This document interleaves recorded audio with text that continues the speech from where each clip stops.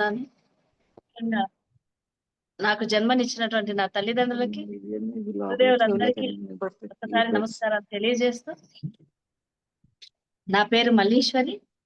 నేను తిరుపతి నుంచి మాస్టర్స్. నేను 20 సంవత్సరాలుగా హై స్కూల్లో హిందీ టీచర్గా పనిచేస్తున్నాను. ఒక హిందీ టీచర్గా పనిచేస్తూ ఒక 15 సంవత్సరాల నుంచి ఈ యొక్క ధ్యానాన్ని నేర్చుకొని, ధ్యానం యొక్క క్లాసులలో నా యొక్క అనుభవాన్ని నేను పంచుకోవడం జరుగుతుంది మాస్టర్స్. ఈరోజు ఈ అవకాశం నాకు ఇచ్చినందుకు మీ అందరికీ మరొక మారి కృతజ్ఞతలు తెలియజేసుకుంటూ క్లాస్ని ముందుకు తీసుకెళ్దాం. నిజంగా ఎన్ని చెప్పినా ఏం చెప్పుకున్నా సరే, మనం ఎప్పుడైతే హ్యాపీగా ఉంటామో, మనం తీసుకున్నటువంటి బాధ్యతలను సక్రమంగా ముందుకు తీసుకెళ్తూ ఉంటామో, అక్కడే మనం ఏదైనా చేయగలము, ఏదైనా చెప్పగలం అన్నమాట. దానికి ఎగ్జాంపులే మొన్న చెప్పినట్టుగా వర్తమానంలో ఉండడం ఎప్పుడు, అలాగే గతాన్ని విగతం చేసుకుంటూ త్రికరణ శుద్ధిగా చూడండి. చెప్పడం వేరే, చేయడం వేరే, ఆలోచన వేరే. అలా కాదు, ఏదైతే ఆలోచిస్తున్నామో అదే చెప్పాలి, అదే చేయాలి. అలా అన్ని విధాల మనం చెప్పడం కాదు, మనం చేస్తున్నప్పుడే అన్నింటికి మన మాటకు అనేటటువంటిది విలువ అనేది వస్తుంది మాస్టర్స్. ముఖ్యంగా నేను ఈరోజు నా యొక్క అనుభవంతో క్లాస్ని మొదలు పెడతాం. నేను ఒక చిన్న పల్లెటూరులో జన్మించాను మాస్టర్స్. మన ఆంధ్రప్రదేశ్లోని చిత్తూరు జిల్లాలో ఒక చిన్న పల్లెటూరులో జన్మించి, నాకు 10వ తరగతి అవుతూనే పెళ్లి అయిన తర్వాత, బాబు పుట్టిన తర్వాత నేను చదువుకోవడం జరిగింది మాస్టర్స్. ఇంటరు, డిగ్రీ, పీజీ ఇవన్నీ నేను ప్రైవేట్గా చదువుకుంటూ నేను ప్రభుత్వ ఉద్యోగాన్ని నేను సంపాదించుకున్నా. ప్రతి ఒక్కరి జీవితంలో ఎంత చెట్టుకు అంత గాలి అన్నట్టుగా ప్రతి ఒక్కరికి ఈ భూమి పైన సమస్యలు లేనటువంటి వ్యక్తులు అంటే ఎవరూ లేరన్నమాట. ప్రతి ఒక్కరికి ఏదో ఒక సమస్య ఎంతో కొంత ఖచ్చితంగా ఉంటుంది. అలా నేను కూడా నా సమస్యలతో బాధపడుతూ, నా సంసారంలో ఉన్నటువంటివి కావచ్చు, బాధ్యతల్లో ఉన్నటువంటివి కావచ్చు, అలాంటి వాటి వల్ల నేను తెచ్చుకున్నటువంటి బహుమతి ఏంటి అంటే బీపీ అనే దాన్ని తెచ్చుకున్నాను. నేను 15 సంవత్సరాలకు ముందు నాకు బీపీ ఎంత ఉంది అంటే దాదాపుగా 190 పైన ఉందన్నమాట. 190 పైన బీపీ ఉంటే నాకు ఎలాంటి ఉంది దానికి రిజల్ట్ అంటే, అక్కడ ఉన్నది ఏంటి అంటే విపరీతమైన తలనొప్పి. అది కూడా ఎలా అంటే ఒక సైడే. ఎలా ఉంటుంది ఆ తలనొప్పి వచ్చింది అంటే, రోజులో ఎప్పుడు వస్తుందో తెలీదు. ఎలా ఉంటుంది అంటే అది భరించడం ఒక 10 సెకండ్లు కూడా కాదన్నమాట. అంత భరించలేనటువంటి తలనొప్పి వచ్చేసేది నాకు. దేనివల్ల? నాకు ఆ బీపీ అనేది ఉండడం వల్ల. ఇలాంటి సమస్యలు డాక్టర్స్ దగ్గర చూపిస్తున్నాను. డాక్టర్స్ దగ్గర చూపించడము, వాళ్ళ ఏం చెప్పారు, లైఫ్ లాంగ్ టాబ్లెట్స్ వాడాలి అని చెప్పారు. అప్పుడు నాకు నిజంగా ధ్యానం అనేది తెలియదు. నాకు నా పని ఏముందో, నా బాధ్యతలు, నా సంసారంలో నేను చేసుకుంటూ ముందుకు వెళ్తున్నటువంటి సమయంలో నాకు అప్పుడు పరిచయం అయినటువంటి వాళ్ళు వసుంధర అనేసి మా స్కూల్లో పనిచేసేటటువంటి ఒక తెలుగు టీచర్ అన్నమాట. నేను హిందీ టీచర్గా వర్క్ చేస్తున్నాను, ఆమె తెలుగు టీచర్. ఆమె ధ్యానాన్ని నాకు 15 సంవత్సరాలకు ముందు చెప్పడం జరిగింది. ధ్యానం గురించి చెప్పి ధ్యాన జగత్ బుక్స్ కూడా నాకు ఇచ్చేదన్నమాట. అలాగే మెమరీ కార్డ్స్, అప్పుడు పత్రి సార్ ఆడియోలు అన్నీ ఉండేవి. పత్రి సార్ మ్యూజిక్, పత్రి సార్ ఆడియోలు అవన్నీ ఉండేవన్నమాట. ఆమె మన కడతాలకు వచ్చినప్పుడంతా అవన్నీ తీసుకొచ్చి నాకు కూడా ఇవ్వడం జరిగింది. నేను మేడంతో అడిగిన క్వశ్చన్ ఒకటే అన్నమాట. ఈరోజు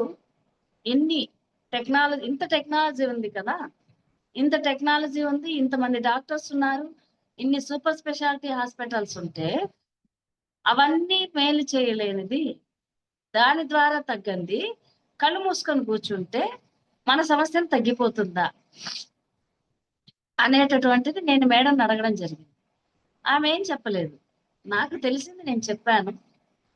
నువ్వు దాన్ని ప్రాక్టికల్గా చేసినప్పుడు నీకేమనిపిస్తుందో నువ్వు దాన్ని ముందుకు తీసుకెళ్ళి, నీకు తగ్గుతుందా లేదా అనేది నువ్వు ప్రాక్టీస్ చేస్తేనే కదా తెలుస్తుంది. నువ్వు ఒక మండలం రోజులు చెయ్యి, తగ్గుతుందా లేదా నీకే అర్థమవుతుంది అని చెప్పినాను. సరే అనేసి నేను మేడం మాట ప్రకారం నిజంగా నాకు అప్పుడు నాన్ వెజ్ అనేటటువంటిది కూడా, నేను నాన్ వెజ్ తీసుకుంటున్నా మాస్టర్స్ ఇప్పుడు. అది మానాలా, ఎందుకు మానాలి అనేటటువంటిది కూడా క్వశ్చన్లు అన్నమాట నాకు. దానికి దీనికి ఏం సంబంధము? ఇలాంటి స్థితిలో ఉన్నటువంటి అప్పుడు ఆమె ఒకటే చెప్పింది, నువ్వు చెయ్యి, నీకేమనిపిస్తుంది అదే. నిజంగా మాస్టర్స్ నేను దాన్ని మొదలు పెట్టిన తర్వాత అంటే ఒక అపనమ్మకంతోనే మొదలు పెట్టా. దీని కళ్ళు మూసుకుంటే ఏం జరుగుతుంది అని. కానీ నాకున్న బాధ అలాంటిది కాబట్టి నిజంగానే నేను ఎలక్షన్ డ్యూటీలో అనుభవించాను. అంటే ఎప్పుడు వస్తుందో తెలియదు కదా. 10వ క్లాస్ డ్యూటీ చేసేటప్పుడు అనుభవించాను. అలా ఆ నొప్పి ఎంత దాని బాధ నాకు ఎలా ఉంటుంది అనేటటువంటిది. సరే మొదలు పెట్టిన తర్వాత కంటిన్యూగా చేస్తున్నాను మాస్టర్స్. ఎన్నో అనుభవాలు వస్తున్నాయి కానీ అప్పుడు అనుభవాలు అనేది కూడా నాకు తెలియదు అన్నమాట. అలా చేస్తూ ఉన్నటువంటి సమయంలో మధ్యలో మళ్ళీ ఒకసారి వెళ్ళి డాక్టర్ దగ్గర చెకప్ చేయించుకున్నాను నేను. చేయించుకున్న తర్వాత వాళ్ళు ఏం చెప్పలేదు అప్పుడు. మళ్ళీ ఇంకొక వారం తర్వాత రమ్మని చెప్పారు. అలా నేను ఆ మండలం అయ్యేలోగా మళ్ళీ ఇంకొకసారి వెళ్ళడం జరిగింది. వెళ్ళిన తరువాత వాళ్ళు చెప్పినటువంటి మాట ఏంటి అంటే, అమ్మా ఇంతకుముందు వచ్చినప్పుడు కూడా నార్మల్ గానే ఉంది బీపీ, ఇప్పుడు కూడా నార్మల్ గా ఉంది. నువ్వు ఏదైతే చేస్తున్నావో దాన్ని కంటిన్యూ చేసుకోమన్నా. ఏమైనా మెడిసిన్స్ వాడుతున్నావా రా? నేను ఎలాంటి మెడిసిన్ వాడటం లేదు, ఇట్లా మెడిటేషన్ చేసుకుంటున్నాను అని చెప్పాను. సరే అనేసి వాళ్ళు ఓకే నీకు ఏది అలా బాగుంటే చేసుకోమని చెప్పారు. ఎందుకు? తలనొప్పి లేదు, బీపీలో నార్మల్ గా ఉంది. నిజంగా మాస్టర్స్ నాకు నేను నమ్మలేని నిజం ఏంటి అంటే, నా జీవితంలో ధ్యానం ద్వారా సంపూర్ణ ఆరోగ్యాన్ని పొందడం అది నేను పొందాను. ఎందుకు అంటే అంత పెద్ద సమస్య నాకు, అది మామూలు సమస్య కూడా కాదు. అలాంటి సమస్యల నుంచి ఆ రోజు నాకు నార్మల్ అయినటువంటి బీపీ ఈ రోజు వరకు ఎలాంటి టాబ్లెట్స్ లేదు, ఎలాంటి మందులు లేదు. అదే మందులు కానీ టాబ్లెట్ ఏమిగా లేకుండా బీపీ అనేది నార్మల్ గా ఉంది నాకు.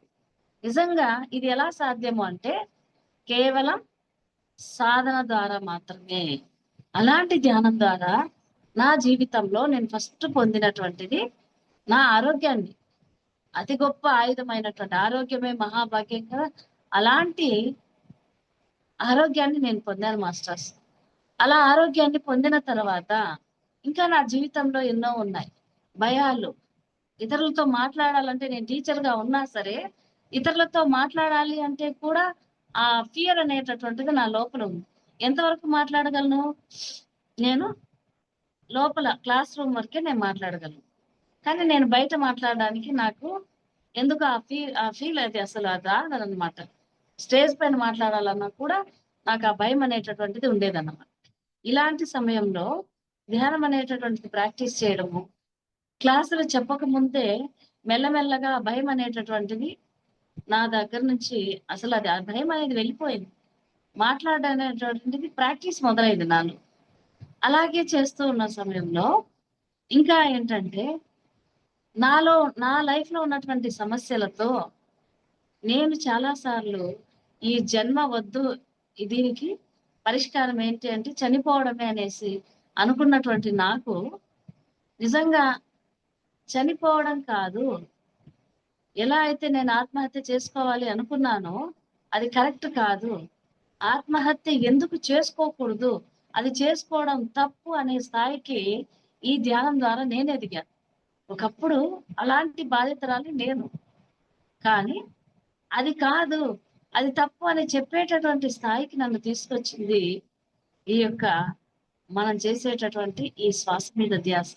కాబట్టి ఇంత గొప్ప ధ్యానాన్ని నాకు అందించి నా జీవితాన్ని ఒక కొత్త మలుపు తిప్పినటువంటి మా స్నేహితురాలు, మాకు సిస్టర్ లాంటిది వసుంధర టీచర్ గారి ఆమెకి మరొక్కసారి నేను కృతజ్ఞతలు తెలియజేస్తున్నాను మాస్టర్స్. ఇలా ఏదైనా సరే ప్రాక్టికల్ గానే మనం తెలుసుకోవచ్చు మాస్టర్స్. ధ్యానం ద్వారా ఏదైనా సాధ్యమే. ధ్యానం ద్వారా పరిష్కారం కానటువంటి సమస్య అంటూ ఈ ప్రపంచంలో లేదు కాక లేదు కాక లేదు. ఎందుకు అంటే సమస్య అనేటటువంటిది ఎక్కడ వచ్చిందో సమాధానం కూడా అక్కడే ఉంది. అది ఎప్పటి వరకు మనకు తెలియదు అంటే ధ్యానం అనేటటువంటిది మన జీవితంలో వచ్చే వరకు ఏ సమస్యకైనా పరిష్కారం మన దగ్గరే ఉంది అనేటటువంటిది మనకు తెలియదు మాస్టర్స్. అది తెలుసుకున్న తర్వాత అక్కడ ఏడుపులు ఉండదు, అక్కడ ఎవరో ఈ నా సమస్యకి ఎవరో కారణం అనేటటువంటి ఉండదు. ఇన్ని రోజులు ధ్యానానికి ముందు మనం ఎలా చెప్పేవాళ్ళం అంటే, నాలో ఉన్నటువంటి ఈ రోజు నేను పడుతున్నటువంటి ఈ సమస్యకి ఎవరు కారణము అంటే మా అమ్మ వాళ్ళు కారణం, లేదా నా హస్బెండ్ కారణం, లేదా నా పిల్లల కారణం, లేదా సమాజం కారణం. ఇలా మనకున్నటువంటి సమస్యల్ని మొత్తం మనం ఏం చేస్తున్నామంటే ఇతరుల పైన బ్లేమ్ చేస్తున్నాం ఎప్పుడు ధ్యానానికి ముందు. అదే మనం ధ్యానంలోకి వచ్చిన తర్వాత నా వాస్తవానికి, నా సమస్యకి మొత్తానికి నేనే మూల కారణం, నేనే నా వాస్తవానికి నేనే సృష్టికర్తను అనేటటువంటిది మనం అనుభవపూర్వకంగా తెలుసుకుంటాము. దాన్ని నేను తెలుసుకున్నాను మాస్టర్స్. ఇలా తెలుసుకున్న తర్వాత ఎంత అద్భుతంగా ఈ రోజు నేను ఇప్పుడు మాది మదనపల్లి మాస్టర్స్. మదనపల్లి నుంచి నేను తిరుపతికి రావడం జరిగింది. తిరుపతికి వచ్చిన తర్వాత నిజంగా ఆ కలియుగ వెంకటేశ్వర స్వామి వారి ఆ ఎనర్జీస్ తో మేమున్నాం అన్నమాట.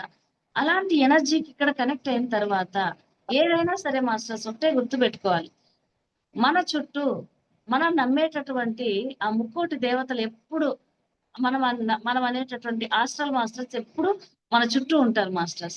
మనం చేయవలసిందంతా మన సాధన ద్వారా మన ఫ్రీక్వెన్సీని పెంచుకోవడమే. ఎక్కడైతే మంచి ఉందో అక్కడే చెడు ఉంది, ఎక్కడైతే దేవుడు అనేవాడు ఉన్నాడో అక్కడే దెయ్యం అనేటటువంటి నెగిటివ్ ఎనర్జీ ఉంది. అంటే పాజిటివ్ ఎక్కడైతే ఉందో నెగిటివ్ అక్కడే ఉంది, మంచి ఎక్కడ ఉందో చెడు అక్కడే ఉంది, వెలుగు ఎక్కడైతే ఉందో వెలుగు పక్కనే చీకటి కూడా ఉందన్నమాట. అలా మనం ఏదైతే సాధన చేస్తాం, సాధన తగ్గిపోయింది అనుకోండి మాస్టర్స్, మన యొక్క సావాసాలు గాని మన యొక్క పరిచయాలు కానీ నిజంగానే పనికిరానివా, మనకు అవసరం లేనటువంటిగా అలాంటివే ఉంటాయి. ఎందుకు? మనం అలాంటి ఫ్రీక్వెన్సీలో ఉన్నాం కాబట్టి. ఎప్పుడైతే సాధన పెంచుకుంటామో మన ఎనర్జీ అంతా ఆటోమేటిక్ గా పెరుగుతూ మనకి ఎవరు అవసరమో అలాంటి వాళ్ళు మన జీవితంలో ఎదురవుతారు మాస్టర్స్. ఇక్కడ చెయ్యవలసిందంతా సాధన సాధన సాధన. సాధన పెంచుకున్నప్పుడే చూడండి, ఇక్కడ నిజంగా నా సాధన మనలో ఉన్నటువంటి ప్యూరిటీ ఎప్పుడైతే అది పెరుగుతూ ఉందో, ఈ రోజు సాక్షాత్ వెంకటేశ్వర స్వామి సన్నిధిలో 3 ఏళ్ల నుంచి నేను శ్రీవారి సేవకులకి ధ్యానం చెప్పేటటువంటి అవకాశం తిరుమలలో నాకు వచ్చింది. ఎంతో మంది మాస్టర్స్ తో కలిపి సంగీత్ బాబు సారు ఇలాంటి వాళ్ళ ఆధ్వర్యంలో మేమందరం కలిసి కొండపైన ధ్యానం చెప్తున్నాము అంటే మన ఎనర్జీ స్థాయిని మనం పెంచుకోవడం మాత్రమే. ఎప్పుడైతే అలా మనం పెంచుకుంటూ వెళ్తామో మన చుట్టూ ఉన్నటువంటి సరికానిటువంటి వ్యక్తులు కూడా మనం అనేక సార్లు అనుకుంటూ ఉంటాం మాస్టర్స్, అయ్యో నా ప్రవర్తన సరిగా లేదే, నేను ఇలాంటి వాటి నుంచి బయటికి రావాలి అని అనుకున్నప్పుడు అక్కడ చేయాల్సిందంతా మనుషుల్ని దూరం పెట్టడం కాదు, మన యొక్క సాధనని మనం పెంచుకోవడమే. అలా ఎప్పుడైతే మన సాధన పెంచుకుంటామో ఆటోమేటిక్ గా మన జీవితంలో ఏది అవసరం లేదో అది వెళ్ళిపోతూ ఉంటుంది మాస్టర్స్. ఎలా అయితే మన ఇంట్లో చీకటి ఉంది, చీకటి ఉంది ఉంది ఉంది అని కూర్చుంటే దానివల్ల ఎలాంటి ఉపయోగం లేదు మాస్టర్స్. అక్కడ చేయాల్సింది ఒక చిన్న దీపాన్ని వెలిగించామంటే ఆటోమేటిక్ గా ఆ యొక్క చీకటి అనేటటువంటిది వెళ్ళిపోతుంది. అలాగే మన జీవితంలో సమస్యలు కానీ, మన జీవితంలో ఏడుపు కానీ, మన జీవితంలో రోగాలు కానీ ఇలాంటివన్నీ మనకు కంటికి కనపడుతూ ఉన్నాయి అంటే మన సాధన అనేటటువంటి తగ్గిపోయింది.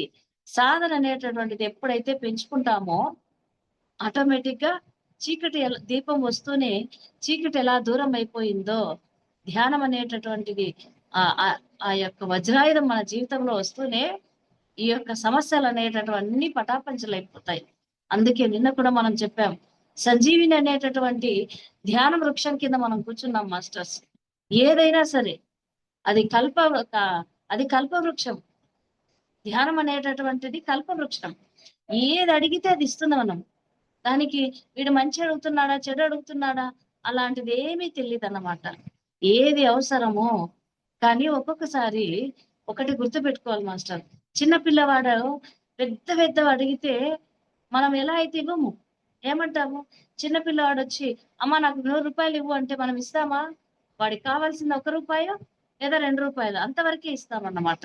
అలాగే మన నేచర్ కూడా మనల్ని మదర్ కంటే ఎక్కువగా మనల్ని కాపాడుతూ ఉంటుంది. మనకి ఏది అవసరం ఒకటి గుర్తుపెట్టుకోవాలి మన జీవితంలో. నేను నా ధ్యానం ద్వారా నేను తెలుసుకున్నది ఒకటే. నిజంగా నా జీవితంలో నేను అనుకున్నవన్నీ ఎందుకు జరగలేదు అంటే, ఇవన్నీ నాకు అవసరం లేదు కాబట్టి. ఇన్ని రోజులు నాకు అలా జరగలేదు, ఇలా జరగలేదని ఏడుపుతో ఉన్నా నేను. ఆ అజ్ఞానంతో ఉన్నా నేను. కానీ తర్వాత నేను అర్థం చేసుకున్నది ఏంటి అంటే, ఇది నా జీవితంలో నాకిది అవసరం లేదు. ఎందుకు అంటే, నాకు ఏది అవసరమో మనల్ని సృష్టించినటువంటి నేచర్‌కి తెలుసు. మనకు ఏది కరెక్టో అది మాత్రమే నేచర్ మనకిస్తుంది. ఇది మనం నమ్మాలి మాస్టర్స్. ఇప్పుడు చిన్న పిల్లవాడు జ్వరం వస్తోంది. వాడు ఐస్ క్రీమ్ అడుగుతాడు. అప్పుడు మనం ఇస్తామా? ఇవ్వమా? చాలా కేర్ తీసుకుంటాం మనం. అవసరం లేదు నాన్న. ఇప్పుడు తినకూడదు నువ్వు.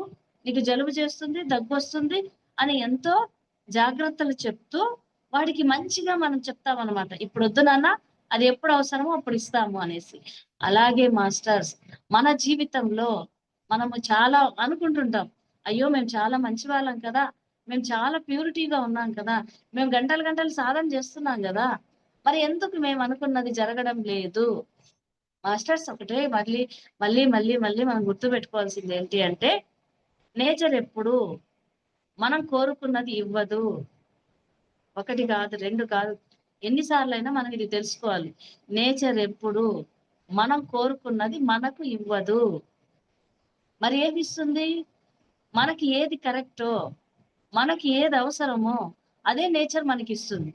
అందుకే ఏం జరిగినా మన మంచికే అనేటటువంటి విషయాన్ని మనం గుర్తుపెట్టుకుంటూ ఉండాలి మాస్టర్స్. అలా నేను ఎప్పుడైతే ఈ ధ్యానాన్ని నమ్మానో, పత్రి సార్ సిద్ధాంతాలను ఎప్పుడైతే నేను ముందుకు తీసుకెళ్తున్నానో, పత్రి సార్ సిద్ధాంతాలను ఎప్పుడైతే నేను ఆచరిస్తున్నానో, నిజంగా నేచర్ నన్ను నా కన్న తల్లి ఎలా అయితే నన్ను కాపాడుతూ ఉంటుందో, నేచర్ కూడా మాస్టర్స్ నన్ను అంత చక్కగా కాపాడుతూ ఉంది.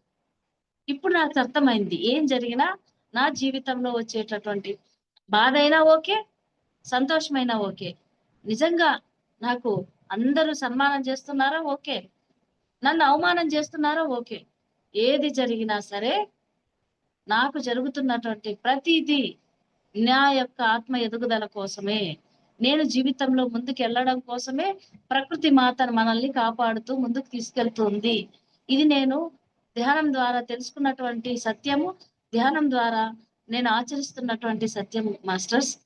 కాబట్టి ఒకటే తెలుసుకోవాలి. మనం ఏదైతే చేస్తున్నామో అది అనుభవపూర్వకంగా మనం అలా పాటించినప్పుడే మనం చెప్పడానికి అర్హత అనేటటువంటిది మనకొస్తుంది. ఇంత అద్భుతంగా నేను చూడండి క్లాసులు చెప్పుకుంటున్నాను. యూఎస్ఏ వాళ్ళకి జూమ్‌లో క్లాస్ చెప్తున్నాను. వన్ డే వర్క్‌షాప్స్ చేస్తున్నాను. మోటివేషనల్ క్లాసెస్ కానీ, అలాగే స్ట్రెస్ మేనేజ్‌మెంట్ గాని, అలాగే పిల్లలకి కాలేజెస్‌లో ఇవన్నీ నేను చెప్తున్నాను అంటే, నాకు ఆ స్టేజ్ ఫియర్ అనేటటువంటిది పోయింది. మాట్లాడేటప్పుడు ఆ భయం అనేటటువంటిది పోయింది. ఎంతో ధైర్యం అనేది వచ్చిందన్నమాట. జీవితంలో ఎంతో ధైర్యంగా నిర్ణయాలు తీసుకుంటున్నాను. ఆ! ఒక రోల్ మోడల్ లాగా నా పిల్లలకు కావచ్చు, కుటుంబంలో ఇలా ఉన్నాను అంటే కేవలం నా యొక్క సాధన ద్వారా మాత్రమే. కొంతమంది అనుకుంటుంటాం. నాకు ధ్యానం ద్వారా నాకన్నీ అవమానాలు జరుగుతున్నాయి. ధ్యానం ద్వారా నాకన్నీ ఆహ్, అందరూ ఎన్నో మాటలు మాట్లాడుతున్నారు. కాదు మాస్టర్స్.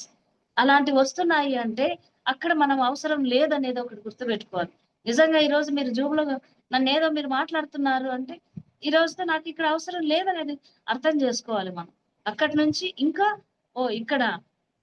ఇక్కడ నా అవసరం లేదు కాబట్టి ఇంకా ముందుకెళ్ళాలి నేను.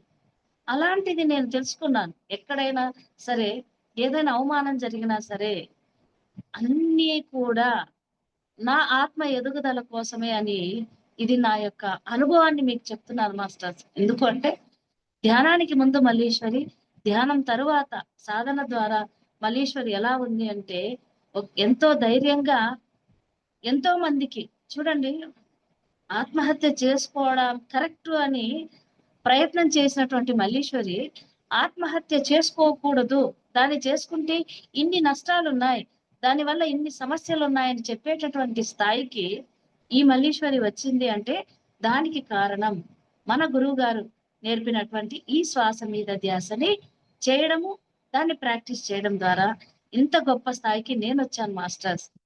మనం అనుకున్నట్టుగానే ధ్యానం ద్వారా సరస్వతీదేవి లాంటి జ్ఞానం నాకు వచ్చింది మాస్టర్స్. ధ్యానం ద్వారా పార్వతీదేవి లాంటి శక్తి నాకు వచ్చింది. ధ్యానం ద్వారా లక్ష్మీదేవి లాంటి సంపదలు, ఎంతో ఆరోగ్యం అనేటటువంటిది కావచ్చు, ఎన్నో సంపదలు నాకు వస్తున్నాయి మాస్టర్స్. కాబట్టి గుర్తు పెట్టుకోవాల్సింది ఒకటే, సాధన సాధన సాధన.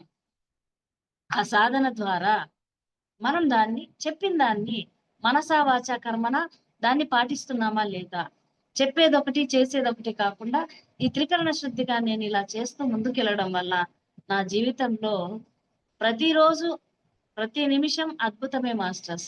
ఒకటే నేర్చుకున్నాను నేను, ఎక్కడ గానీ ఎక్స్పెక్టేషన్ అనేటటువంటిది లేదు మాస్టర్స్. అయ్యో నేను ఇది చేస్తున్నానే, నాకు ఇది రావాలి అనేటటువంటి ఎక్స్పెక్టేషన్ అనేది లేకుండా ఓన్లీ యాక్సెప్ట్. ఏం జరిగినా సరే ఇది నా మంచికే జరిగింది. గురువు గారు మనకు నేర్పినటువంటి సిద్ధాంతం కూడా అదే అన్నమాట. ఎక్కడ గాని ఎక్స్పెక్టేషన్ అవసరం లేదు మనకి. అయ్యో నేను ఇలా మీ దగ్గరకు వచ్చాను, మీరు నన్ను ఏదో మెచ్చుకోవాలి, లేదా నాకు మీరు ఏదో చెయ్యాలి అనేటటువంటి ఆ ఎక్స్పెక్టేషన్ లేకుండా ఏదైనా యాక్సెప్ట్ చేసేటటువంటి స్థాయి మనకు రావాలి అంటే మళ్ళీ దానికి మూల కారణం మన సాధన మాత్రమే. కాబట్టి నిజంగా ఈరోజు ఇంత గొప్ప విలువల్ని నాకు నేర్పింది అంటే, చిన్నప్పటి నుంచి మనం ఎన్నో నేర్చుకున్నాం, చదువు ద్వారా మనం ఎన్నో నేర్చుకున్నాం, సమాజంలో ఎన్నో నేర్చుకున్నాం. కానీ మాస్టర్స్ ధ్యానం ద్వారా మనిషి మనిషిగా ఎలా ఉండాలి, మనిషి ఆనందం నుంచి బ్రహ్మానందంలోకి ఎలా వెళ్ళాలి, మనిషి ఎక్స్పెక్టేషన్స్ నుంచి యాక్సెప్ట్ చేయడం ఎలా నేర్చుకోవాలి, ఇవన్నీ నేను ధ్యానం ద్వారానే నేర్చుకుంటున్నాను. నేను నేర్చుకున్నదే నా అనుభవాన్ని ప్రతి ఒక్కరికి చెప్తున్నాను అన్నమాట. కాబట్టి ఈ రోజు మనం ఇంత అద్భుతంగా జీవిస్తున్నాము అంటే మాస్టర్స్ ఒకటే గుర్తు పెట్టుకోవాలి, మనల్ని కన్న తల్లి 9 నెలలు మాత్రమే పెంచి పెద్ద చేస్తుంది. మిగతా అంతా మనల్ని మోసి పుట్టినప్పటి నుంచి చివరికి చనిపోయే మట్టిలోకి వెళ్ళేంత వరకు మనల్ని కాపాడుతున్నటువంటి ఈ ప్రకృతి మాత కోసం మనం ఏం చేస్తున్నాం? నిజంగా ఓకే, గురువు గారు నేర్పినటువంటి సిద్ధాంతాలు ఉన్నాయి, మనం ధ్యానం చేస్తున్నాం, మన ఆరాన్ని పెంచుకుంటున్నాం, మనము కావలసినటువంటి పాజిటివ్ వైబ్రేషన్స్ పెంచుకుంటూ పోతున్నాం. మనం ఒక్కరు చేస్తేనే పాజిటివ్ వైబ్రేషన్స్ అంతగా పెరిగితే మనలాంటి కొన్ని లక్షల మంది, కోట్ల మంది ధ్యానం చేస్తే నిజంగా ఈ భూ ప్రపంచం అంతా ఎక్కడ గాని గొడవలు లేవు, ఎక్కడ గాని కొట్లాట్లు లేవు. మళ్ళీ మనం సత్యయుగంలోకి ఆల్రెడీ ఎంటర్ అయ్యాము. ఇంకా ఇంకా మన సాధన పెంచుకుంటూ మన స్వార్థం కోసం కాకుండా ధ్యానం చేస్తే నాకేమొస్తుంది, నా కుటుంబానికి ఏమొస్తుంది కాదు, ధ్యానం చేస్తే ఏది రావాలో అది నువ్వు కోరినా కోరకపోయినా ఆటోమేటిక్ గా వస్తుంది. ఎందుకు అంటే ఈ రోజు మనం మామిడి విత్తనం వేసి దానికి కావలసినటువంటి ఎరువు వేసి నీళ్లు పోస్తే ఖచ్చితంగా అది మామిడి పండ్లే వస్తుంది దానిలో నుంచి. మామిడి విత్తనం వేస్తే దానిలో నుంచి వేప విత్తనాలు ఏం రావన్నమాట. అలాగే ధ్యానం అనేటటువంటి విత్తనం వేసి సాధన ద్వారా దానికి రోజు ఎరువు నీళ్లు పోస్తూ సజ్జన సాంగత్యం, స్వాధ్యాయం అనేటటువంటి ఆ ఎరువులు బాగా వేస్తున్నప్పుడు ఖచ్చితంగా అది మంచి పండ్లనే ఇస్తుంది. ఖచ్చితంగా మన ఎనర్జీ, పాజిటివ్ ఎనర్జీ పెరుగుతూ పోతుంది. అలాగే మనందరం అలాంటి ఆలోచనతోనే ఉన్నాం. అందరం చక్కగా ధ్యానం చేయాలి. విశ్వ కళ్యాణం కోసం, మన యొక్క ఆత్మ ఎదుగుదల కోసం మనం ఏదైనా చేయాలి. ఇలాంటి సంకల్పాలతో ముందుకెళ్తూ ఉంటే అసలు సాధించలేనిదంటూ, సాధ్యం కానిదంటూ ఏది లేదు మాస్టర్స్. చూడండి, ఇది దాన్ని అందరూ పక్కింటి వాళ్ళు ధ్యానం చేస్తున్నారా, ఎదురింటి వాళ్ళు ధ్యానం చేస్తున్నారా, ఈ మా స్ట్రీట్ లో అందరూ ధ్యానం చేస్తున్నారా? కాదు. నేను ధ్యానం చేస్తున్నానా? ఖచ్చితంగా స్వాధ్యాయం చేస్తున్నానా? సజ్జన సాంగత్యాన్ని చేసుకుంటున్నానా? ఇవన్నీ నేను ప్రాక్టీస్ చేస్తున్నానా లేదా? ప్రతిరోజు మనల్ని మనం చెక్ చేసుకుంటూ ఉంటే ఖచ్చితంగా అందరూ అదే చేస్తారు మాస్టర్స్. ఎందుకంటే హిందీలో ఒక సామెత ఉంది, సౌ సయానే ఏక్ మతాని అంటే 100 మంది తెలివైన వాళ్ళ ఆలోచనలు ఒకలాగే ఉంటాయంట మాస్టర్స్. ఒకసారి అక్బర్ బీర్బల్ కి ఒక డౌట్ వచ్చిందంట. అక్బర్ కి డౌట్ వస్తే బీర్బల్ అడిగాడంట, అక్బర్ నువ్వు ఎప్పుడు చెప్తుంటావు కదా సౌ సయానే ఏక్ మత అని, ఏంటి దాని మీనింగ్ అంటే, అయ్యా 100 మంది తెలివైన వాళ్ళు ఆలోచనలు ఒకలాగే ఉంటాయి అని. అదెలా ఉంటాయి, ఒక్కొక్కరు ఆలోచనలు ఒక్కొక్కలాగా ఉంటాయి కానీ తెలివైన వాళ్ళ ఆలోచనలన్నీ ఒకలాగే ఉంటాయా, అది ఎలా సాధ్యము అంటే, మహారాజా నేను నిరూపిస్తాను అంటే, నిరూపించుకుంటే తెలుసు కదా మహారాజు దగ్గర శిక్ష అనుభవించాల్సి ఉంటుంది అంటే, అలాగే అన్నాడు. సరే అనేసి ఏం చేశాడంటే, మహారాజా నాకేమి వద్దు, నేను చెప్పినటువంటి నాకు కొన్ని తెప్పించి ఆ ఊర్లో ఒక దండోర మాత్రం వేయించు అన్నారంట. సరే ఏం చేయాలో చెప్పు అంటే, ఒక రాజబండాగారం నుంచి పెద్ద పాత్రను తెప్పించండి అన్నారంట. ఎందుకు అంటే, నా కోరిక తీర్చండి మహారాజా అన్నారంట. సరే అనేసి ఒక పెద్ద పాత్రని, చాలా పెద్ద పాత్రని తీసుకొచ్చి రాజబండాగారంలో ఒక ప్రజలకు అందుబాటులో ఉండే చోట పెట్టించండి అన్నారు. సరే పెట్టించారు. ఏమని దండోర వేయించాలి అంటే, మహారాజా రేపు ఉదయం ప్రతి ఒక్కరు ఒక్కొక్క గ్లాస్ పాలు తీసుకొచ్చి ఈ యొక్క పాత్ర ఉంది కదా ఆ పాత్రలోకి పోయాలి. మీరు మీ యొక్క రాజకార్యాలకు వచ్చేటప్పుడు ఈ యొక్క పాత్రను మీరు చూడడం జరుగుతుంది అనేసి దండోర వేయించండి అంటే, అలాగే అనేసి రాజు దండోర వేయించారు. ఊర్లో ఉన్నటువంటి ప్రజలందరూ మీ ఇంట్లో నుంచి ఒక్కొక్కరు ఒక్కొక్క గ్లాస్ పాలు తీసుకొచ్చి ఈ యొక్క పాత్రలోకి పోయండి. అప్పుడు మొత్తం అంతా ఆ ఊరంతా పోసేసరికి ఆ పెద్ద పాత్ర నిండిపోతుంది అనమాట. అలాగే అనేసి అందరూ రాజు చెప్తే ఏదైనా చేయాలి కదా, ప్రతి ఒక్కరు ఒక్కొక్క గ్లాస్ పాలు తీసుకొచ్చి అందరూ దానిలో పోసారనమాట. అందులో ఒక తెలివైన వాళ్ళు ఉన్నారు. ఎవరున్నారంటే మల్లీశ్వరి అనే తెలివైనది ఏం చేసింది, ఈ గ్రూప్ లో ఉన్న వాళ్ళందరూ అంటే ఈ ఊర్లో ఉన్న వాళ్ళందరూ పాలు పోస్తారు కదా, నేను ఎందుకు పాలు పోయాలి, నేను ఒక గ్లాస్ నీళ్లు తీసుకొచ్చి అందులో పోస్తాము అనేసి ఆ తెలివితో నేనేం చేశానంటే, మీరందరూ ఎలాగో పాలు పోసారు కదా, అందులో నేను నీళ్లు పోస్తే మొత్తం నా నీళ్లు అందులో కలిసిపోతాయి కదా, నేను పోసానా లేదా అనేది తెలియదు కదా అని నేను అలా ఆలోచన చేసుకొని తీసుకొచ్చి ఏం చేశాను, అందులో ఒక గ్లాస్ నీళ్లు పోసాను అన్నమాట. మరుసటి రోజు పాత్ర మొత్తం నిండిపోయింది. మహారాజు గారు వచ్చారు, పాత్ర ఓపెన్ చేయమన్నారు. ఓపెన్ చేస్తే రాజుగారికి మంత్రి గారికి చాలా ఆశ్చర్యం అనిపించింది అనమాట. ఏంటి అంటే ఆ పాత్ర మొత్తం ఉత్త నీళ్లతో మాత్రమే ఉంది, ఒక చుక్క పాలు కూడా లేవన్నమాట అందులో. రాజుగారికి కోపం వచ్చేసింది. ఏంటిది, రాజుగారిని నేనే ఆర్డర్ ఇచ్చి ఇందులో పాలు పొయ్యమంటే కూడా ఒక్కరు కూడా ఒక చుక్క పాలు పోయలేదా, దీనికి ఏంటి అనేసి అడిగేసరికి అప్పుడు చెప్తాడనమాట మంత్రి గారు, మహారాజా నేను చెప్పింది ఏంటని, ఎలా దాన్ని నిరూపించు అంటే అప్పుడు అందరు అక్కడ ప్రజలందరినీ పిలిపిస్తారనమాట. పిలిపించేసరికి సార్ రాజుగారు సీరియస్ గా అడుగుతారు, నిజంగానే చెప్పకపోతే మీ అందరికి ఎలాంటి శిక్ష ఉంటుందో దాన్ని మీరే ఊహించలేరు అనేసరికి అందులో నేను తెలివైన దాన్ని కదా, నేను ముందుకు వచ్చానన్నమాట. మహారాజా క్షమించండి, నేనేమనుకున్నానంటే ఇక్కడ మన ఊర్లో ఉన్న వాళ్ళందరూ పాలు పోస్తారు, నేను అందులో ఒక గ్లాస్ నీళ్లు పోస్తే నా నీళ్లు మాయమైపోతాయి, అందుకని నేనేం చేశానంటే ఒక గ్లాస్ నీళ్లు తెచ్చి అందులో పోసాను అని నేను చెప్పాను అనమాట. అని చెప్పేసరికి మిగతా వాళ్ళు కూడా ఏమన్నారంటే, మహారాజా మమ్మల్ని క్షమించండి, మేము కూడా అలాగే ఆలోచన చేశాము, వీళ్ళు పక్కన వాళ్ళు పాలు పోస్తారు కదా, నేను నీళ్లు పోస్తే నా పాలు వాళ్ళ యొక్క పాలల్లో నా నీళ్లు కలిసిపోతాయి అనుకున్నాము అంటే, అది చూడండి నేను ఏమనుకున్నాను, నేనే తెలివైన దాన్ని అనుకున్నా, కానీ ఇక్కడ ఉన్న వాళ్ళందరూ ఎవరు, నాకంటే తెలివైన వాళ్ళు అనమాట. అంటే అందరి తెలివైన వాళ్ళ ఆలోచన ఎలా ఉంటుంది అంటే ఇలా ఉంటుంది అన్నమాట. పక్కన వాళ్ళు నీళ్లు పాలు పోస్తారు కాబట్టి నేను నీళ్లు పోస్తే అవి ఇందులో కలిసిపోతాయి, కానీ ఆలోచనలు మాత్రం అందరిది ఒకటే. అలాగే మాస్టర్స్ మనం కూడా ఇంత చక్కగా ధ్యానం చేసేటప్పుడు అందరి ఆలోచనలు ఎలా ఉన్నాయి, నేను ఒక్కటే బాగుండడం కాదు, నా కుటుంబం బాగుండడం కాదు, అందరూ బాగుండాలి, సమాజం అంతా బాగుండాలి, ప్రపంచం అంతా బాగుండాలి, ఇలా నేను ఒక్కతే ఆలోచన చేసినప్పుడు నాకంటే తెలివైన వాళ్ళు ఇక్కడ ఉన్నారన్నమాట. వాళ్ళందరూ ఏం ఆలోచన చేస్తారు, ఇదే ఆలోచన చేస్తారు. అప్పుడు ఆటోమేటిక్ గా ప్రపంచంలో మన యొక్క పాజిటివ్ వైబ్రేషన్స్ విశ్వమంతా వ్యాపించి చక్కగా రాబోయేటటువంటిదంతా సత్యయుగమే మాస్టర్స్. ఎక్కడ చూసినా గొడవలు అనేటటువంటిది వస్తున్నాయి అంటే నెక్స్ట్ గొడవల తర్వాత ఒక సమస్య వచ్చింది అంటే సమస్యల తర్వాత ఒక బహుమతి వస్తోంది అని అర్థం. ఇక్కడ ఏదో జరుగుతోంది, వాడు సరిగా లేడు, వీడు సరిగా లేడు, వాడేదో మాట్లాడుతున్నాడు, పక్కన వాడు సరిగా లేడు కాదు. మనం కావాల్సింది మనం కరెక్ట్ గా ఉన్నామా లేదు. ఎంతో డిస్టర్బెన్స్ చేస్తారు మనల్ని ఈ దారిలో నుంచి బయటకు తీసుకురావడానికి, ఈ దారిలో నుంచి మనల్ని డిస్టర్బ్ చేయడానికి.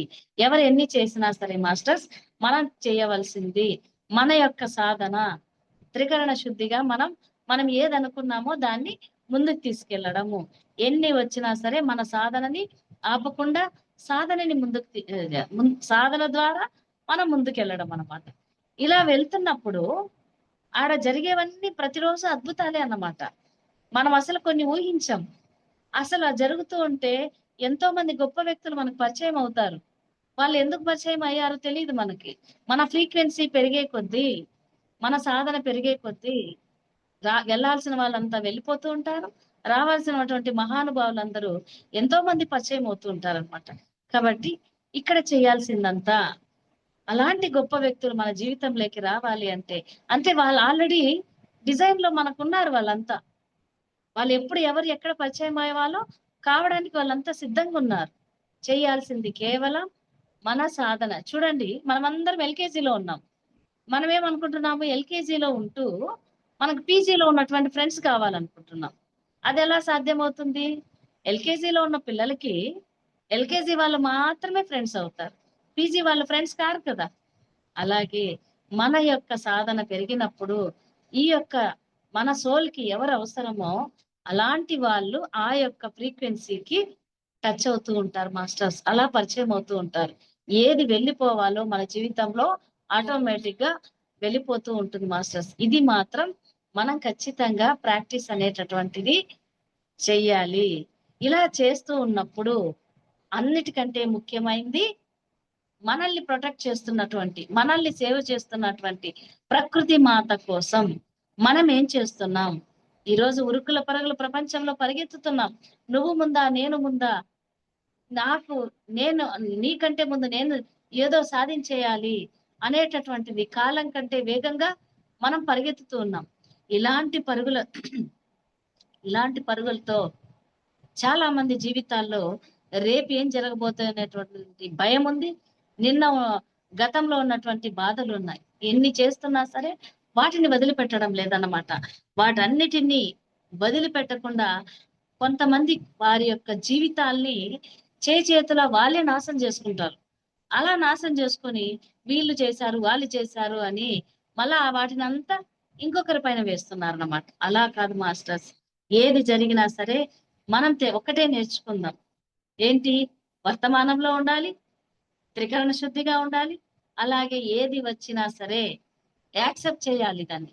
ఏదైనా రావచ్చు, యాక్సెప్ట్ చేసేటట్టు. ఆ యోగి యొక్క లక్షణం ఏంటి అంటే యాక్సెప్ట్ చేయడం మాత్రమే. నిజంగా ఎంత గొప్ప ఇది అంటే యాక్సెప్ట్ చేయడాన్ని. ఒక ఊర్లో రాజ్పద్, ధన్పద్ అనేటటువంటి వాళ్ళు ఉండేవాళ్ళు మాస్టర్స్. రాజ్పద్ అనేటటువంటి వ్యక్తి ఎంతసేపు రాజు దగ్గర, రాజుకి ఏంటి పొగడ్డమే ఆయన పని. మహారాజా నువ్వు అలా, నువ్వు ఇలా, రాజును పొగడ్డం, రాజు ఇచ్చేటటువంటి బహుమానాలను తీసుకోవడం. ధన్పద్ ధన్పద్ అనేటటువంటి వాడి పని అది. రాజ్పద్ అనేవాడు ఆ రాజు దగ్గర ఏం చేసినా సరే, రాజు ఏం చెప్పినా సరే సర్వం ఈ యొక్క పరమాత్మే నడిపిస్తున్నాడు అని ఆ మొత్తం భగవంతుడికే ఇచ్చేసేవాడు అనమాట. ఇలా ఒక్కొక్కరిది ఒక్కొక్క మెంటాలిటీ.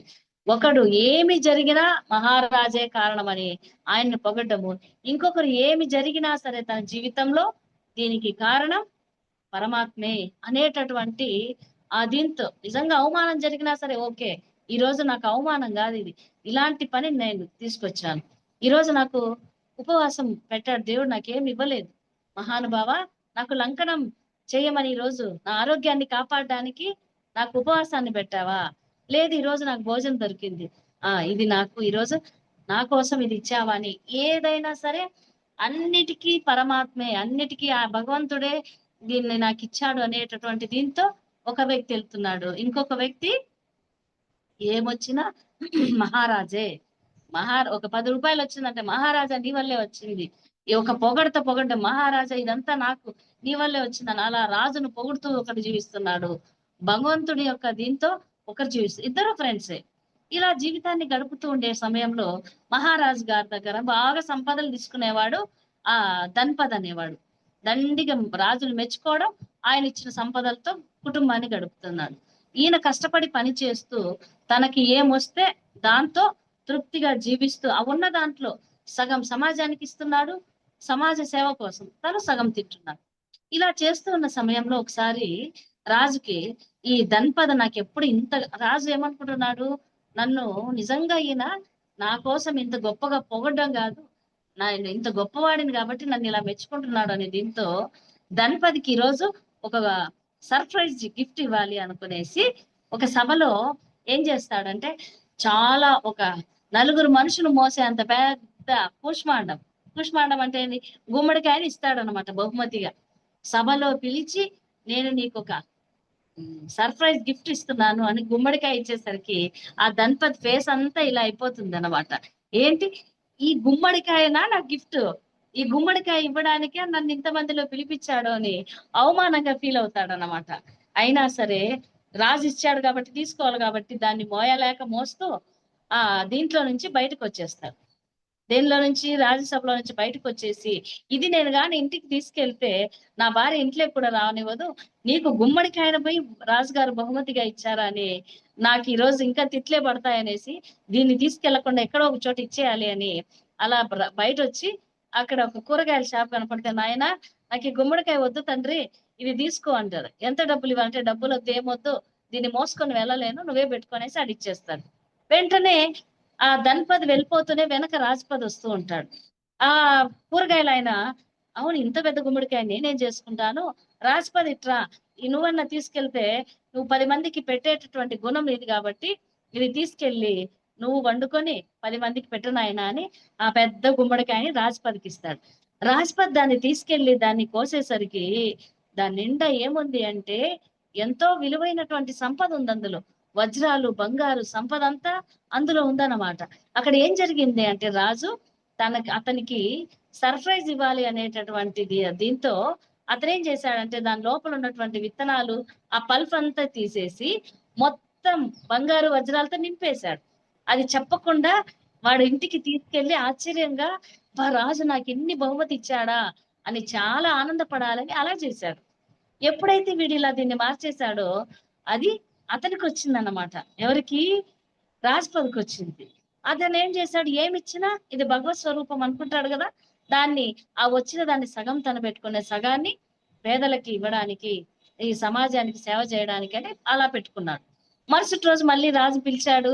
రాజు పిలిచి, ధన్పద్ నేను ఇచ్చినటువంటి గిఫ్ట్ ఎలా ఉంది అని అడిగాడు.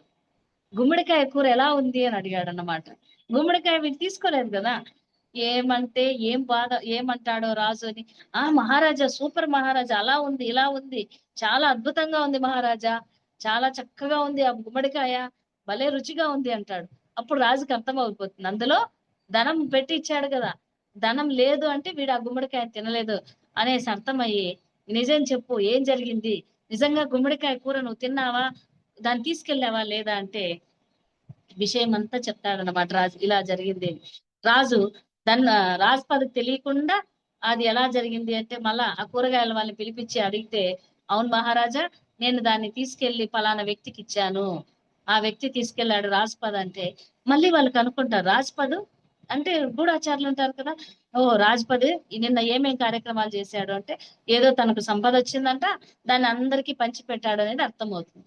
ఏంటిది, రాజపదని నేను ధన్పదని నేను బాగా నమ్ముతున్నాను, కానీ నేను అందించాల్సిన వస్తువు ఎలా రాజ్పథ్కి వెళ్ళింది అని ఆలోచన చేసి, సరే ఇంకొకటి చేస్తాను అనేసి ఏమనుకుంటాడంటే మళ్ళీ ఇంకొక రోజు ఒక సంచి నిండా ధనాన్ని మూట కట్టేసి తన సైనికులకు చెప్తాడనమాట. ఇప్పుడు ఒకరి తర్వాత ఒకరు ఎవరు వస్తున్నారు, రాజ్పద్ ధన్పద్ వీళ్ళిద్దరూ వస్తూ ఉంటారు, ఈ మూటని వాళ్ళిద్దరిలో ఎవరైతే తాకుతారో అది వాళ్ళకే ఇచ్చేసేయండి అనేసి చెప్పేసరికి అక్కడ ఏమవుతుందంటే వాళ్ళు ఇలా కరెక్ట్ గా రాజు సభలోకి వెళ్ళేటటువంటి ఆ ద్వారం దగ్గర ఆ మూటని పెట్టేయడం జరుగుతుంది అనమాట. అలా పెట్టినప్పుడు అలా నడుచుకుంటూ వస్తుంటాడు. ఫస్ట్ ధన్పద్ వస్తుంటాడు అనమాట.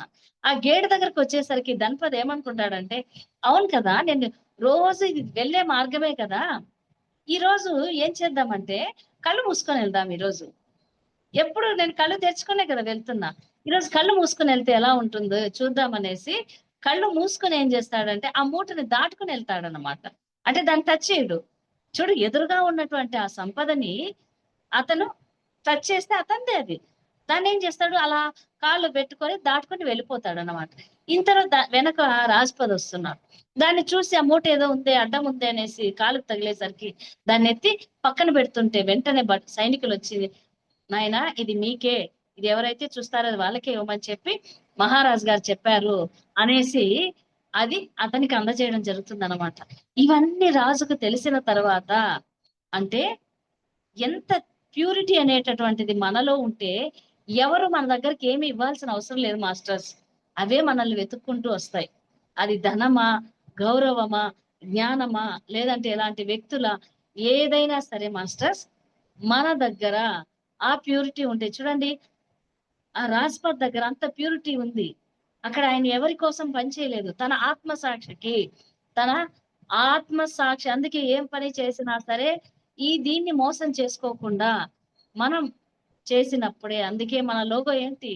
ధర్మో రక్షతి రక్షితః. ఆ ధర్మాన్ని మనం కాపాడుతూ, మనం ధర్మ మార్గంలో వెళ్తున్నప్పుడు, మనకి ఏది రావాలో అది అందబడుతూ ఉంటుంది. కానీ మనం ఎన్ని చేసినా సరే, ఒక్కొక్కసారి మనం ఎన్నో సార్లు అవమానాలు జరుగుతూ ఉంటాయి. ఒక్కోసారి ఎన్నో కష్టాలు మనం అనుభవించాల్సుంటుంది. అప్పుడు తెలుసుకోవాల్సింది ఏంటి అంటే, మనం ఉన్నటువంటిది కర్మభూమిలో. ఈ యొక్క కర్మభూమిలో ఖచ్చితంగా భగవద్గీతలో కృష్ణుడు చెప్పింది కర్మలు మాత్రమే చెయ్యాలి. ఆ కర్మ ఫలాన్ని మాత్రం మనం ఆచరించకూడదు. ఒకసారి కృష్ణుని అడిగిందంట. ఆమె ఎవరు? తన కన్న తల్లి అడిగిందంట. నాన్న మేమేం చేశాము? నిన్ను జన్మనిచ్చాం మీకు. జన్మనిచ్చి 14 ఏండ్లు మేము జైల్లో ఉన్నామే. ఆ 14 ఏండ్లు మేము జైల్లో ఉంటే నీకు నువ్వు దేవుడే కదా! దేవుడైనా సరే నువ్వు మమ్మల్ని విడిపించడానికి రాలేదు కదా నాయనా! ఇన్ని రోజులు పట్టిందా నీకు మమ్మల్ని విడిపించడానికి? ఒక్క క్షణం చాలు కదా! మేము ఆ జైల్లో ఉన్నారే, మా కన్న తల్లిదండ్రులు ఉన్నారే అనేటటువంటి ఆ బాధ గాని నీకేమీ లేవా నాయనా? నువ్వెళ్ళి ఆమె యశోదల దగ్గరే కూర్చున్నావే, 14 ఏండ్లు ఆమె దగ్గరే ఉన్నావు. ఈ కన్న తల్లి, తండ్రి ఏమైపోయారు అనేటటువంటిది లేదా నాయనా? ఈ తల్లి ఎంత బాధపడిందో అనేది ఎప్పుడైనా ఆలోచన చేశావా అనేసి ఆ తల్లి కృష్ణుడిని అడిగితే, అప్పుడు చెప్పాడంట కృష్ణుడు, అమ్మా ఒకసారి నీ యొక్క కర్మ చక్రంలో నీ గతాన్ని ఒకసారి నువ్వు గుర్తు చేసుకో. ఏంటంటే ఇంతకు ముందు నేను రాముడిగా ఉన్నప్పుడు నువ్వు కైకగా ఉండి, నేను 14 ఏండ్లు వనవాసం వెళ్ళడానికి నువ్వు కారణమయ్యావు. అంటే అక్కడ ఒక కర్మ అనేది నువ్వు చేశావు. అలా ఆమెకి మా కన్న తల్లి కౌసల్యాదేవికి నన్ను దూరం చేశావు. అందుకే ఈ యొక్క జన్మలో ఆ కౌసల్యాదేవి యశోదగా పుట్టింది. ఈరోజు కైక నువ్వు ఇలా నా యొక్క కన్న తల్లివే నువ్వు గాని, ఇలాంటి ఈ 14 ఏండ్లు ఇక్కడ నువ్వు ఉండాల్సొచ్చిందమ్మా. కాబట్టి కర్మ మనం ఏమి చేసినా మంచైనా, చెడైనా కర్మ అనేటటువంటిది మనల్ని వదలదు మాస్టర్స్. ఎలా అంటే ఒకసారి పైన భూలోకం ఇది భూలోకం. పైన స్వర్గలోకంలో ఒక మీటింగ్ జరుగుతుందంట. ఆ మీటింగ్‌కి ముక్కోటి దేవతలందరూ వచ్చారు. ముక్కోటి దేవతలందరూ వచ్చి మీటింగ్ జరుగుతూ ఉంటే యమధర్మరాజు ఇలా లోపలికెళ్తూ ఉన్నాడు. ఆ స్వర్గలోకంలో లోపలికెళ్తూ అక్కడ ఒక చిలుకని చూసి ఇలా చిలుకని చూసి బాగా గట్టిగా నవ్వి వెళ్ళిపోయాడంట. యమధర్మరాజు మన దగ్గరికొచ్చి నవ్వాడు అంటే ఏంటి అర్థము? మన ఆయుష్ పోయిందనే కదా! అయిపోయింది. యమధర్మరాజు సాక్షాత్తు నవ్వుతున్నాడంటే, ఓహ్! నాకు టైం దగ్గర పడిందిరా అని కదా! అలా దానికి భయం ఎత్తుకునిందంట. ఇదేందిరా దేవుడా! సాక్షాత్తు యమధర్మరాజే నా దగ్గరకొచ్చి నవ్వడం ఏంటి? ఏందో ఉందిరా నాకు టైం దగ్గర పడింది అనేసి ఆలోచన చేసి, ఇంతలో విష్ణువు వచ్చాడు. విష్ణువు యొక్క వాహనం గరుత్మంతుడు కూడా వచ్చాడన్నమాట. అది బాధపడుతూ ఉంటే, "ఏ నాయనా ఎందుకలా ఉన్నావు" అంటే, ఇలా యమధర్మరాజు వచ్చి నన్ను చూసి గట్టిగా నవ్వుతున్నాడు. నాకేం అర్థం కాలేదు, నాకు భయంగా ఉంది, నా టైం దగ్గర పడింది అనేసి అంటే, ఒరే అయితే నేను ఒక నీకు ఏం చేస్తానంటే, యమధర్మరాజు మీటింగ్ చూసుకొని బయటకు వచ్చే లోపల నేను నిన్నేం చేస్తానంటే, నేను ఈ 7 లోకాలు దాటించి నిన్ను ఎక్కడో ఒక చోట పెట్టేస్తాను నేను. అంటే నువ్వు 700 జన్మలు ఎత్తినా సరే అక్కడికి చేరుకోలేవు. అంత దూరంలో నేను నిన్ను పెట్టేస్తాను.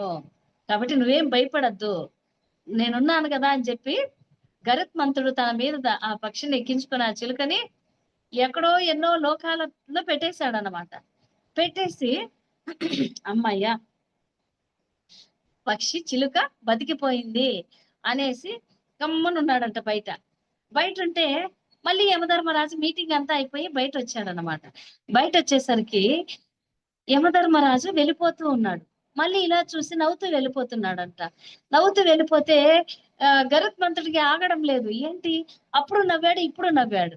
ఏంటో కనుక్కోవాలనేసి బయటకొచ్చి మహారాజ్ స్వామి ఎందుకు మీరు నవ్వుతున్నారో చెప్పండి. దాని యొక్క ఆ పక్షి యొక్క దీనికి ఆ కారణం ఏంటో చెప్పండి అంటే, నాకే నవ్వొస్తుంది. ఎందుకంటే నేనిప్పుడు వెళ్ళేటప్పుడు ఆ పక్షిని చూస్తా వెళ్ళానన్నమాట. ఏంటి అంటే ఎక్కడో కొన్ని జన్మలెత్తినా వెళ్ళలేనటువంటి దూరంలో ఒక గండుపిల్లి చేతిలో ఈ యొక్క పక్షి అది దాన్ని చంపి తినేయడం దాని యొక్క రాత పైన కనపడింది నాకు. నేనేమనుకున్నా ఇది చూస్తే ఎంతుంది ఈ పక్షి, అది ఆ లోకానికి పోయేదెప్పుడు, అక్కడ ఉన్నటువంటి ఆ పిల్లి చేతిలో చనిపోయేదెప్పుడు, ఇది జరుగుతుందా అని నవ్వుకుంటూ నేను లోపలికెళ్ళాను. చూడండి కర్మ అనేటటువంటిది ఎప్పుడైతే మహానుభావుడు బయటకు వచ్చేసరికి చూడండి ఆ చావును వెతుక్కుంటూ గరుత్మంతుడే తీసుకెళ్ళి అక్కడ పెట్టాడు. చావును తప్పించుకుంటాను, కర్మని తప్పించుకుంటాను అని అది అనుకునింది. కానీ కరెక్ట్ గా ఆ యొక్క దాని నోట్లోకే చూడండి అక్కడికి వెళ్ళడము, ఎక్కడైతే గరుత్మంతుడు ఆ పక్షిని పెట్టాడో అక్కడ ఆ యొక్క దాని చేతిలో ఇది చనిపోవడము అంతా చాలా ఆటోమేటిక్ గా జరిగిపోయిందన్నమాట. కాబట్టి మాస్టర్స్ మనం ఎన్ని పనులు చేస్తున్నా, మనం ఎంత ధ్యానం చేస్తున్నా, మనం ఎంత చక్కటి సజ్జన సాంగత్యాలు చేసుకుంటున్నా, కర్మ అనేటటువంటిది ఒకటి ఉంది మాస్టర్స్. ఆ కర్మను మనం ఎవరు తప్పించలేం. కానీ మన గురువు గారు ఇచ్చినటువంటి ఒక పాశుపతాస్త్రం, ఒక వజ్రాయుధం ఉంది మన దగ్గర. అదే ధ్యానం. ధ్యానం ద్వారా జ్ఞానం అనేటటువంటిది వస్తుంది. ఆ జ్ఞానం ద్వారా జ్ఞానాగ్ని దగ్ధ కర్మాణం, ఎలాంటి కర్మలైనా సరే, నేను పాపినే, నేను దొంగనే, లేదా నేను ఎలాంటి చేయకూడని పనులు ఏవి చేయకూడదు అలాంటి పనులన్నీ నేను చేస్తున్నాను. కానీ నేను మారాలి అనుకుంటున్నాను. అలాంటప్పుడు ఈ యొక్క ధ్యాన సాధన ద్వారా ఈ యొక్క జ్ఞానం అనేటటువంటిది రావడం వల్ల భగవద్గీతలో చెప్పినట్టు జ్ఞానాగ్ని దగ్ధ కర్మాణం, ఆ జ్ఞానం అనేటటువంటి అగ్నిలో మన కర్మలన్నీ దగ్ధమవుతాయి. అలాంటి గొప్ప అవకాశం ఉంది మనల్ని మనం మార్చుకోవడానికి. అయ్యో నేను పాపినే అనుకుంటూ ఉంటే మనం ఇలాగే ఉంటాం. లేదు నేను మారాలి అనేటటువంటి ఆలోచన ఎప్పుడైతే వస్తుందో ఈ యొక్క జ్ఞానం ద్వారా మన కర్మలన్నీ దగ్ధమవుతాయి మాస్టర్స్. దీనికి మనం చేయాల్సిందంతా ఎలా అయితే మనల్ని అద్భుతంగా ఈ యొక్క నేచర్ ప్రకృతి మనల్ని కాపాడుతూ ఉందో ఆ ప్రకృతిని రక్షించడం మన యొక్క అందరి బాధ్యత. ఎందుకు అంటే ఈ యొక్క విశ్వంలోకి మానవ ప్రపంచం మనుషులు అనేటటువంటి వాళ్ళు డైరెక్ట్ గా రాలేదు. ఎంత అద్భుతంగా చూడండి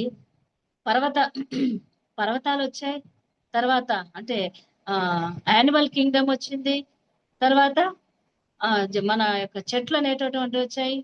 చూడండి రాళ్ళు వచ్చాయి, అంటే పర్వతాలన్నీ వచ్చాయి, తర్వాత చెట్లన్నీ వచ్చాయి, తర్వాత జంతువులు పక్షులు అనేవి వచ్చాయి, తరువాత మనుషులు అనే వాళ్ళు వచ్చారనమాట. చూడండి ఈ ప్రకృతిని అంతా సృష్టించిన తరువాత భగవంతుడు మనిషిని సృష్టించాడు. ఎందుకు?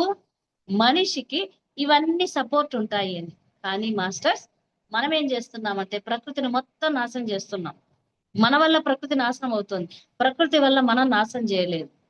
కాబట్టి గుర్తు పెట్టుకోవాల్సింది ఏంటంటే వాటర్ ని సేవ్ చేయాలి, పవర్ ని సేవ్ చేయాలి. ఖచ్చితంగా ప్రతి ఒక్కరూ మొక్కలు నాటాలి. ఎందుకు అంటే ఈరోజు కరోనా సమస్యలో మనం అనుభవించినటువంటి బాధ ఏంటి అంటే ఆక్సిజన్ విలువ అనేటటువంటి తెలిసింది. ఈ రోజు మనిషి జనాభా పెరిగిపోతుంది.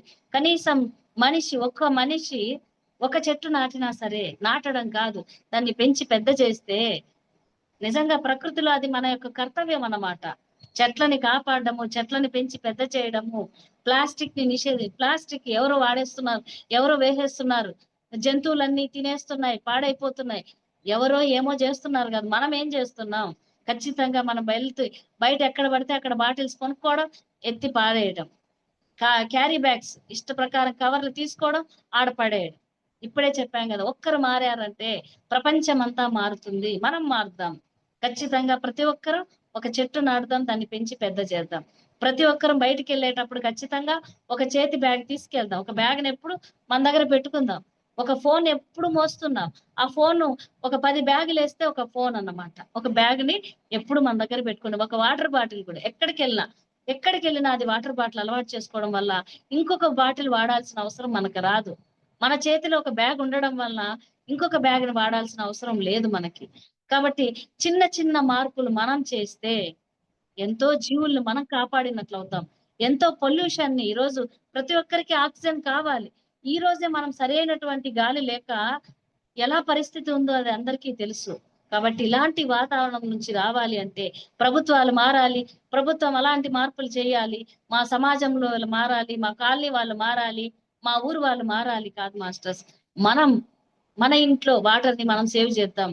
మన ఇంట్లో పవర్ ని మనం సేవ్ చేద్దాం. మన ఇంట్లో మనం ఒక మొక్క నాటుదాం. మన ఇంట్లో ప్రతిరోజు పక్షులకి, జంతువులకి నీళ్లు గాని, ఆహారం గాని మనం అందిద్దాం. మనం ఖచ్చితంగా ఒక వాటర్ బాటిల్ తీసుకెళ్దాం. మనం ఖచ్చితంగా ఒక బ్యాగ్ కావచ్చు, బాటిల్ ఎప్పుడు ఇవన్నీ మనం మారితే ఆటోమేటిక్ గా సమాజం అనేటటువంటిది మారుతుంది మాస్టర్స్. మారాల్సింది, సాధన చేయాల్సింది కేవలం మనం మాత్రమే. ఎప్పుడైతే ఇవన్నీ మనం చేస్తూ ఉంటామో నిజంగా దానికి కావాల్సింది మన దగ్గర ఉన్నటువంటి ఆ ప్యూరిటీ మాత్రమే. అందుకే ప్రతిరోజు మన ఇంట్లో మన బిడ్డల దగ్గర భగవద్గీతని ప్రాక్టీస్ చేయిద్దాం. ఒక శ్లోకమైన, ఎలాగూ మనం స్వాధ్యాయం చేస్తున్నాం కాబట్టి ఒక శ్లోకమైన, ఇవన్నీ మనము నిరంతరం చేయాల్సినటువంటి దినచర్యలో భాగంగా ఇవన్నీ చేయాలి. మనం ఒకే ఒక శ్లోకం, గంటలు అవసరం లేదు, ఒక్క శ్లోకాన్ని మనం ప్రాక్టీస్ చేస్తే, ఎందుకు అంటే భగవద్గీత అనేటటువంటిది ప్రపంచానికి అందించినటువంటి గొప్ప రోల్ మోడల్. ఎలా ఉండాలి అనేటటువంటి దానికి ఒక దిక్సూచి అన్నమాట. పిల్లలకైనా, పెద్దవాళ్ళకైనా, ముసలి వాళ్ళకైనా, ఉద్యోగం రాని వాళ్ళకైనా, ఉద్యోగం వచ్చిన వాళ్ళకైనా, ఒక రాజకీయవేత్తకైనా, ఎవరికైనా సరే, ఫెయిల్యూర్ స్టూడెంట్ అయినా, సక్సెస్ అయిన స్టూడెంట్ అయినా. ఐన్స్టీన్ గొప్పగా చెప్పుకున్నాడు, ఈ రోజు నేను ఐన్స్టీన్ గా నిలబెట్టింది నన్ను కేవలం భగవద్గీత మాత్రమే. కాబట్టి అంత గొప్ప భగవద్గీతని ప్రతిరోజు మనం ఒక శ్లోకమైన, మనకు గీతాయానం ద్వారా మన గురువు గారు ఎంతో అద్భుతమైనటువంటి రీతిలో భావాన్ని అందించాడు. కాబట్టి ఇవన్నీ మన దినచర్యలో మనం ప్రాక్టీస్ చేసినప్పుడే అది ఏది అందాలో మాస్టర్స్ మనకు అందిస్తుంటారు. మాస్టర్స్ దీనికి చేయాల్సిందంతా ప్రతిరోజు ఖచ్చితంగా ధ్యానం చేసుకుందాం, స్వాధ్యాయం చేసుకుందాం, సజ్జన సాంగత్యాన్ని చేద్దాం. వీటన్నిటితో పాటు ఒక గంట మన యొక్క ఫిజికల్ బాడీ కోసం వ్యాయామం, ఏదో ఒకటి వ్యాయామం కావచ్చు, వాకింగ్ కావచ్చు, ఏదైనా సరే ఒక గంట అనేటటువంటిది. నేను ధ్యానం చేస్తున్నాను, ఆరోగ్యం ఆటోమేటిక్ గా వచ్చేస్తుందంటే రాదు మాస్టర్స్. నేను ధ్యానం చేస్తున్నాను, బియ్యం ముందర పెట్టేసుకొని ధ్యానానికి కూర్చుంటే అది అన్నం అయిపోదు. నేను లేచి వండితేనే అది అన్నం అవుతుంది. అలాగే ఈ యొక్క శరీరం కోసం కూడా ఖచ్చితంగా ఒక గంట అనేటటువంటిది వ్యాయామం కోసం మనం కేటాయించాలి. అలాగే టైంకి నిద్రపోవడం, టైంకి నిద్ర లేవడం, అన్ని పనులు మనము, నేను క్లాసులు చెప్తున్నాను, నాకు సాధన అవసరం లేదు, అది తప్పు. నా సాధన ఖచ్చితంగా నేను చేసుకోవాలి, నా స్వాధ్యాయం నేను చెయ్యాలి. ఇవన్నీ మనము ఎప్పుడైతే తగ్గించుకోకుండా పెంచుకుంటూ పోతున్నప్పుడే మనకు ఏది అందాలో విశ్వం నుంచి అంతకంటే 100 రెట్లు అందించబడుతుంది. కాబట్టి ఎలాంటి ఎక్స్పెక్టేషన్స్ వద్దు. ఏది జరిగినా మానం మధురం, అవమానం మధురం. వస్తే రాని అనుకోండి, వెళ్తుందా ఓకే, వెల్కమ్ చెప్పండి. దానికి వెళ్ళేదానికి కూడా హ్యాపీగా సాగనంపుదాం. ఏమి జరిగినా, ఇది మన ఆత్మ ఎదుగుదల కోసమే, ఇది మన మంచి కోసమే అని పాజిటివ్ గా మనం తీసుకున్నప్పుడు ఎన్నో అద్భుతాల్ని మన జీవితంలో మనం చూస్తాం మాస్టర్స్. ఇవన్నీ మన ఫీల్ కావాలన్నా, ఇవన్నీ మన జీవితంలో జరగాలి అన్నా, మళ్ళీ మన గురువు గారు చెప్పినట్టు ఈ యొక్క మన ఆయుధం శ్వాస మీద ధ్యాస. దాన్ని మనందరం ప్రాక్టీస్ చేద్దాం. ఈ రోజు మనందరం జూమ్ లో కలుసుకోవడానికి మూల కారకులైనటువంటి మన శైలజ మేడం, సుగుణ మేడం, మన మాస్టర్స్ అందరూ ఎంతో మంది ఉన్నారు. వారందరికీ పేరు పేరున కృతజ్ఞతలు తెలియజేస్తూ ఈ రోజు మనం కలుసుకోవడానికి ముఖ్య కారణం ధ్యానం అనేటటువంటి మార్గంలోకి మనందరినీ తీసుకొచ్చినటువంటి మన గురువు గారు డాక్టర్ బ్రహ్మర్షి సుభాష్ పత్రిజీ గారికి, అమ్మ స్వర్ణమాల పత్రి అమ్మ గారికి శతకోటి వందనాలు తెలియజేస్తూ, నాకు ఈ జన్మనిచ్చినటువంటి మా తల్లిదండ్రులకి, మా గురువులకి థ్యాంక్ యూ మాస్టర్స్.